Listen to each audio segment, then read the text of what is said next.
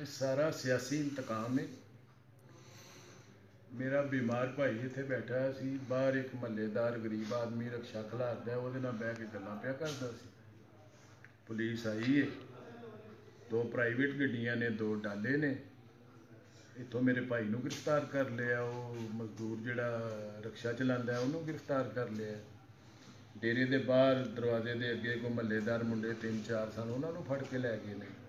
हुण मैं सुन रहा कि उन्होंने जाके जुए का परचा दे रहे हैं। मैं एक गल कहनी चाहना कि असी मुस्लिम लीग नून दे वर्कर हाँ, मैं साबका MP हाँ। असी NA-75 सईदा नौशीन इफ्तिखार की हमायत कर रहे हैं। उस सिलसिले छिछोरे हथ कंडे ने जोड़े इस्तेमाल कर रहे हैं। इस तरह साढ़े इरादियां नूं मुतजलजल नहीं किया जा सकता। और मैं एक गल करना, आवाम सारी डसके दी इकट्ठी कर लो। मैं वजू करके कुरान पाक लैके खलोना और DSP और दूसरे पुलिस अफसर जोड़े ने वो भी कुरान पाक के हलफ देन कि आके जोड़ा उन्होंने मेरे इतों डेरे तो भाई नूं मुलाजम नूं या बाहरों जोड़े महल्लेदार ने उन्होंने फड़िया आया, वो कोई जुर्म कर रहे सन। ये बिल्कुल एक मैं समझना छछोरी ते गंदी हरकत है।